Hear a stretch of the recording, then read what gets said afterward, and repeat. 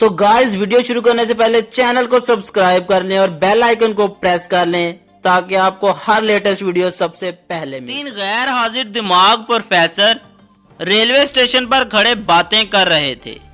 वो बातों में इतना खोए हुए थे कि गाड़ी आने की खबर तक न हुई। चंद मिनट बाद गाड़ी ने विसल दी तो वो चौंके और घबरा कर एक डब्बे की तरफ दौड़े। 2 तो किसी न किसी तरह चढ़ गए, लेकिन तीसरे साहब ना चढ़ सके। एक कुली ने कहा, कोई बात नहीं साहब जी, दूसरी गाड़ी से चले जाना। प्रोफेसर बोले, वो तो मैं चला ही जाऊंगा, मगर इन दोनों का क्या होगा जो मुझे छोड़ने आए थे।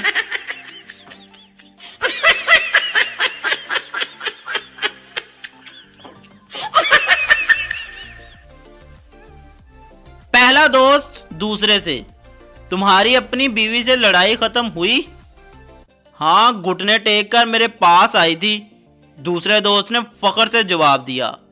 पहला दोस्त हैरत से बोला, घुटने टेक कर? इसने क्या कहा? यही के बेड के नीचे से आ जाओ, कुछ नहीं कहूंगी।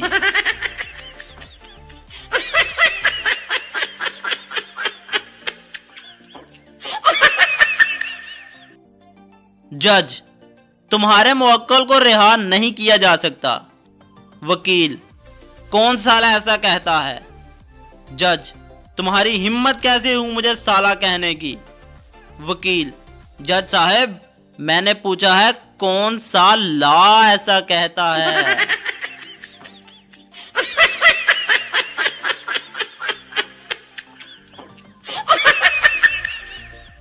एक काहिल औरत अपने कामचोर बेटे से बोली, मैं चाहती हूं कि हमारे पास कोई ऐसी चीज आ जाए कि बटन दबाएं तो मेरे बेटे का स्कूल यूनिफॉर्म इस्त्री हो जाए। बटन दबाऊं तो फटाफट नाश्ता तैयार हो जाए। बटन दबाऊं तो तुम फौरन स्कूल के लिए तैयार हो जाओ। बेटा बोला, लेकिन मम्मा वो तो ठीक है, लेकिन इतनी दफा बटन दबाएगा कौन?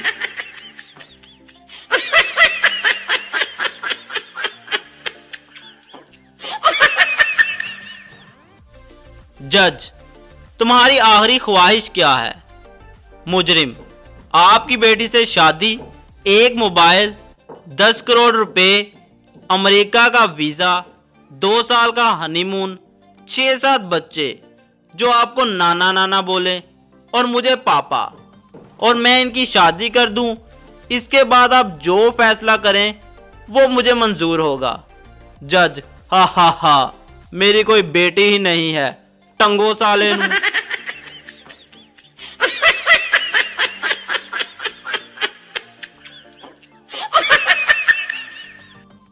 मुन्ना और मुन्नी के अब्बा पहली बार शहर गए। एक शॉपिंग मॉल में इन्होंने लिफ्ट देखी। मुन्ने ने अब्बा से पूछा कि वो क्या चीज है। अब्बा ने जिंदगी में पहली बार सिल्वर की दीवारें बटन से फटते देखी। इन्होंने साफ बताया कि इन्हें इस चीज का इल्म नहीं। बाप बेटा खड़े लिफ्ट को देखते रहे। इसी दौरान एक बुढ़िया व्हील चेयर पर बैठी आई, बटन दबाया और सिल्वर की दीवारें फटी और एक छोटा सा कमरा नमूदार हो गया। वो औरत अपनी व्हील चेयर पर बैठी इस कमरे में दाखिल हो गई और दरवाजा बंद हो गया। बंद दरवाजे के एक जानिब नंबर चलने लगे, 1 2 3 4 5 6। कुछ वक्त के बाद वही नंबर उल्टे चलने लगे, 5 4 3 2 1। दरवाजा खुला और एक सुनहरी बालों वाली एक 20 साला हसीना कैट वॉक करती हुई बाहर निकल आई।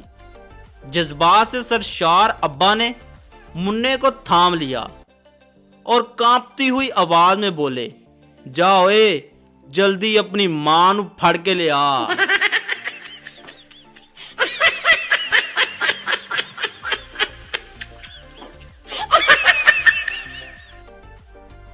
पप्पू ने वकील को थप्पड़ मारा तो केस अदालत पहुंच गया।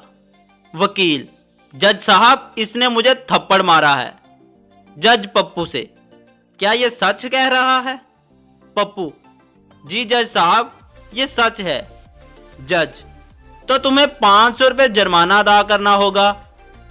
पप्पू उठा और एक जज साहब को भी एक थप्पड़ लगा दिया और 1000 रुपये जज साहब के हाथ पर रखे और बोला, जज साहब मेरे पास खुले नहीं थे, इसलिए ये पैसे आप दोनों आधे आधे रख लो।